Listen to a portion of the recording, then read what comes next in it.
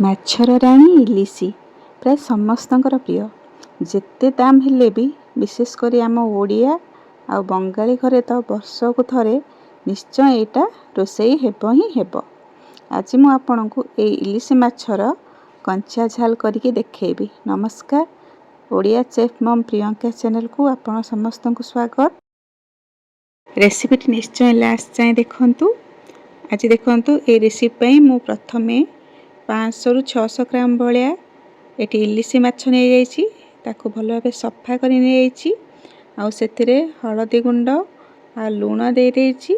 ଆଉ ଭଲ ଭାବରେ ତାକୁ ମୁଁ ଏପଟ ସେପଟ କରିକି ଦୁଇ ପଟ ମ୍ୟାରିନେସନ୍ କରି ନେଇଯାଉଛି। ଭଲ ଭାବେ ମ୍ୟାରିନେସନ୍ କଲେ କ'ଣ ହେବ ନା ସେ ହଳଦୀ ଲୁଣଟା ମାଛ ଦେହରେ ଭଲ ଭାବରେ ଭେଦିବ।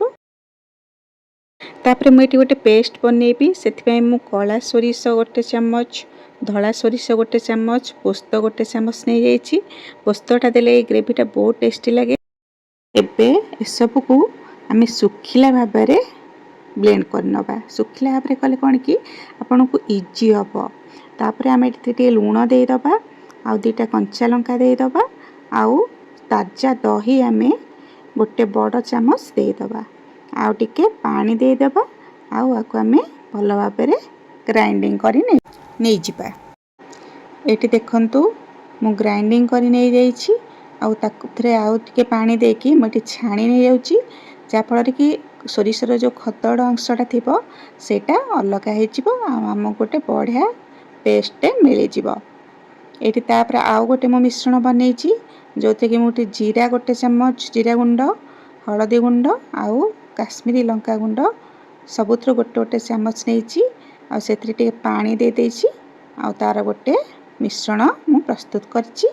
ଆଉ ତାକୁ ଏଠି ମୁଁ ସାଇଡ଼ରେ ରଖିଦେଉଛି। ଏଇଟା ଆମର ଏହାପରେ କାମରେ ଲାଗିବ। ଏହାପରେ ମୁଁ ଗ୍ୟାସରେ ପ୍ୟାନ୍ ବସାଇ ନେଇଯାଇଛି। ତାପରେ ମୁଁ ଏଥିରେ 3 ରୁ 4 ଟିସ୍ପୁନ୍ ସୋରିଷ ତେଲ ଦେଇଦେଇଛି। ସୋରିଷ ତେଲ ଟିକେ ଗରମ ହେଲା ପରେ ମୁଁ ଟିକେ କଳା ଜିରା ଫୁଟେଇଛି, ଆଉ କଞ୍ଚା ଲଙ୍କାକୁ ଚିରିକି ମଧ୍ୟ ଦେଇଛି। ଜମା ଗୋଟା କଞ୍ଚା ଲଙ୍କା ଦେବେନି, ସେଇଟା ଫୁଟିକି ଦେହରେ ପଡ଼ିବ। ତୁମେ ତାକୁ ସବୁବେଳେ ଚିରିକି ଦେବେ। ତାପରେ ମୁଁ ସେ ଯେଉଁ ଜିରା ଗୁଣ୍ଡ, ହଳଦୀ ଗୁଣ୍ଡ ଆଉ ଲଙ୍କାଗୁଣ୍ଡର ସ୍ଲରି ବନେଇଥିଲି ସେଇଟା ଦେଇଦେଇଛି।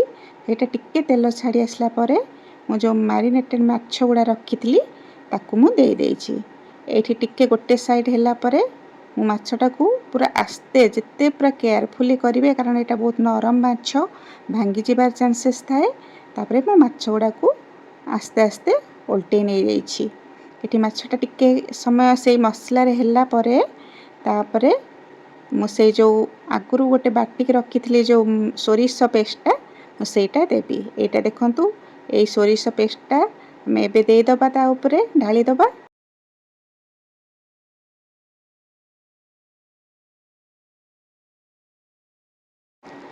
ଏସବୁକୁ ଆମେ ପୁରା ଲୋ ଫ୍ଲେମ୍ରେ କରିବା। ଆପଣ ଯଦି ମୋ ଚ୍ୟାନେଲରେ ନୂଆ ଅଛନ୍ତି ଆଉ ଏଯାଏଁ ସବସ୍କ୍ରାଇବ୍ କରିନାହାନ୍ତି, ତେବେ ପ୍ଲିଜ୍ ମୋ ଚ୍ୟାନେଲକୁ ସବସ୍କ୍ରାଇବ୍ କରିଦିଅନ୍ତୁ, ଆଉ ପାଖରେ ଥିବା ବେଲ୍ ବଟନ୍କୁ ଦବାଇ ଦିଅନ୍ତୁ। ତାପରେ ଏଠି ମୁଁ 2ଟା କଞ୍ଚା ଲଙ୍କା ଦେଇକି ତାକୁ ଫୁଟିବା ପାଇଁ ଛାଡ଼ି ଦେଇଛି। ପ୍ରାୟ ପାଖାପାଖି 10 ମିନିଟ୍ ଫୁଟିଲା ପରେ ମୋର ଏଠି ଇଲିଶି କଞ୍ଚା ଝାଲ ପ୍ରସ୍ତୁତ ହେଇଯାଇଛି। ଏବେ ଦେଖନ୍ତୁ ଏତିକି ଝୋଳ ରଖିବେ, କାରଣ ସେଇଟା ଭାତରେ ଗୋଳେଇକି ଖାଇବାକୁ ବଢ଼ିଆ ଲାଗିଥାଏ। ଆଉ ଲାଷ୍ଟକୁ ଟିକେ ବାସ୍ନା ପାଇଁ ମୁଁ କଞ୍ଚା ସୋରିଷ ତେଲ ଦେଇଦେଇଛି। ଆଉ ଟିକେ ସମୟ ଫୁଟେଇକି ମୁଁ ତାର ଗ୍ୟାସ୍କୁ ବନ୍ଦ କରି ନେଇଯାଇଛି। ଏଇଠି ଦେଖନ୍ତୁ କେତେ ବଢ଼ିଆ ଆମର ଇଲିଶି ମାଛର କଞ୍ଚା ଝାଲ ପ୍ରସ୍ତୁତ ହେଇଯାଇଛି। ତାକୁ ଗରମ ଗରମ ଭାତ ସାଙ୍ଗରେ ଖାଆନ୍ତୁ, ବହୁତ ବଢ଼ିଆ ଟେଷ୍ଟି ଲାଗିବ। ଆଉ ମୋ ଚ୍ୟାନେଲକୁ ନିଶ୍ଚୟ ସବସ୍କ୍ରାଇବ୍ କରନ୍ତୁ, ଲାଇକ୍ କରନ୍ତୁ, କମେଣ୍ଟ ମଧ୍ୟ କରନ୍ତୁ। ଆଜି ପାଇଁ ରହୁଛି, ନମସ୍କାର, ଜୟ ଜଗନ୍ନାଥ।